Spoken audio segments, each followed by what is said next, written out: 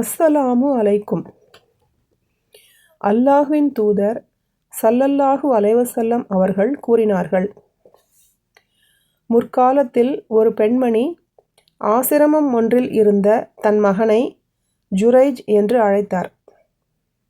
ஜுரைஜ், இறைவா, என் தாயா என் தொழுகையா, யாரை கவனிப்பேன் என்று மனதிற்குள் கூறினார். மீண்டும் அப்பெண் ஜுரைஜ் என்று அழைத்தபோது, இறைவா, என் தாயா என் தொழுகையா என்று மனதிற்குள் கூறினார். மூன்றாவது முறையாகவும் ஜுரைஜ் என்று அழைத்தார். அப்போதும் அவர், இறைவா, என் தாயா என் தொழுகையா என்று கூறினார். அப்போது அப்பெண், இறைவா, விபச்சாரிகளின் முகத்தில் விழிக்காமல் ஜுரைஜ் இறக்கக்கூடாது என்று துவா செய்தார். ஆடு மேய்க்கும் பெண்ணொருத்தி ஜுரைஜுடைய ஆசிரமத்திற்கு வந்து செல்பவளாக இருந்தாள்.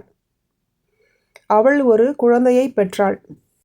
இந்த குழந்தை யாருக்கு பிறந்தது என்று அவளிடம் கேட்கப்பட்டபோது, ஜுரைஜுக்குத்தான், அவர் தமது ஆசிரமத்திலிருந்து இறங்கி வந்து இவ்வாறு செய்துவிட்டார் என்று அவள் கூறினாள்.